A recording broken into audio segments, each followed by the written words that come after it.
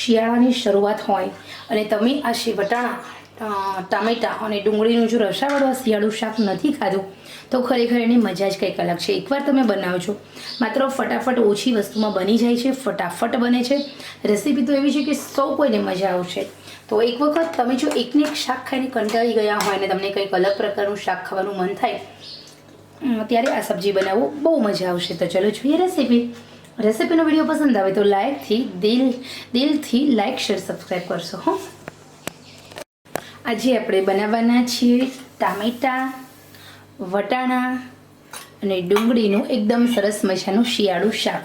ખરેખર અહીંયા જે આપણે સબ્જી બનાવવાના છે એ જ્યારે તમારા ઘરે બહુ બધું સબ્જી લઈ આવ્યા છો ને બધું થોડું વધ્યું છે કે ટામેટું છે, થોડા વટાણા પડ્યા છે અને ત્યારે આવી ઊભી પટ્ટીમાં સમારેલી એક ડુંગળી પણ સમારી લો અને એકદમ સરસ મજાનું ઇન્સ્ટન્ટ ફટાફટ આ સબ્જી ખાસ કરીને પરોઠા અને રોટી સાથે બહુ સરસ લાગે છે. શિયાળામાં મજા આવે છે આ સબ્જી ખાવાની. તો અહીંયા મેં 2 ચમચી તેલ મૂક્યું છે કારણ કે બધી વસ્તુ થઈને 250 ગ્રામની આસપાસ આપણી બધી વસ્તુ બને છે. એટલે આ રેસીપીની અંદર આપણે 2 ચમચી તેલ ફરજિયાત લેવાનું છે. તેલ થોડું આપણું ગરમ થાય એટલે આપણે ટામેટા એડ કરીશું. મેં અહીંયા લીધી છે એક મોટી ઓનિયન હતી, સાથે 2 ટામેટાં છે. ટામેટાને આપણે મીડિયમ સમારી લીધા છે અને સાથે આપણે 200 ગ્રામ જેટલા લીલા વટાણા છે, વટાણાને ફોલી લીધા છે. તેલ આપણું ગરમ થઈ રહ્યું છે. પૂર્વ તૈયારી રૂપે તમારે વટાણા ફોલી લેવાના, ટામેટાં સમારી લેવાના અને ડુંગળીને પટ્ટીમાં સમારી લેવાની છે. અને સાથે આપણે એક મરચું પણ લેવાનું છે. તેલ આપણું પ્રોપર ગરમ થાય એટલે આ સબ્જીને રાઈથી વઘાર કરવાનો. રાઈ છે એ ફૂટે, રાઈનું તડતડ બંધ થાય એટલે આપણે એમાં થોડું અમથું જીરું ઉમેરી દઈશું. રાઈ ફૂટી ગઈ છે તો આપણે જીરું પણ ઉમેરી દઈએ. જીરું ઉમેર્યા પછી આપણે એમાં હિંગ ઉમેરી દઈશું. હિંગ ઉમેરી અને આપણે એમાં મરચાં ઉમેરી દઈશું. મરચાં ઉમેર્યા પછી આપણે ઓનિયનને સાંતળી લેવાની છે. ઓનિયનને આપણે સાંતળી લઈ મીડિયમ છે ઓનિયનને સાંતળી લેવાની.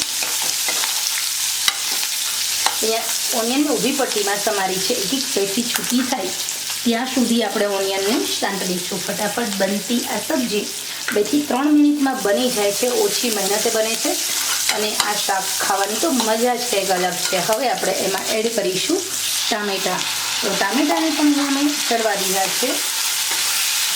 એને પણ આપણે થોડી વાર માટે સાંતળવાના છે. ટામેટાને એનો જે પાણીનો ભાગ બળે એના માટે આપણે થોડું અમથું એમાં નમક ઉમેર્યું કારણ કે નમક ઉમેરવાથી એનો પાણીનો ભાગ જલ્દી છૂટો પડે છે અને ઓછા ગેસે આપણું સરસ મજાનું શાક સંતળાઈ જાય છે.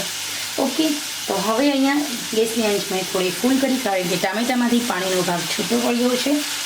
હવે આપણે એમાં થોડી હળદર ઉમેરીશું, ટેસ્ટ અકોર્ડિંગ નમક ઉમેરીશું, સાથે આપણે વટાણા ઉમેરી દઈએ, લાલ મરચું ઉમેરી દઈશું, કશ્મીરી અને રેશમ પટ્ટો બંને લાલ મરચાંને થોડા ઉમેરી દેવાના છે અને સાથે આપણે ગરમ મસાલો ઉમેરી દઈશું અને થોડું કાચું જીરું ઉપરથી ઉમેરવાનું. કાચું જીરું મારી રીતે ઉમેરું છું કારણ કે એનાથી ટેસ્ટ બહુ સરસ આવે છે એટલા માટે. હવે આપણે સાંતળી લઈશું. તો વટાણામાં 90% પાણીનો ભાગ હોય છે એટલે વટાણા પણ ફટાફટ ચડી જતા હોય છે. આ શાકની અંદર આપણે પાણી ઉમેરવાનું છે, માત્ર ને માત્ર અડધો ગ્લાસ. અને હવે લીડ કવર કરી અને ચડવા દઈશું. જો તમારે આ ખટાશની સાથે ગળપણ ખાવું હોય તો તમે થોડું ઉમેરી શકો છો, પરંતુ પાછળથી. હવે આપણે 2 થી 3 મિનિટ સુધી આપણી આ શાકને એકદમ મીડિયમ આંચે ચડવા દેવાનું છે. ઓકે, હવે આપણે અહીંયા જોઈએ તો એકદમ મીડિયમ આંચે મેં 3 મિનિટ સુધી આપણું આ શાક ચડવા દીધું છે.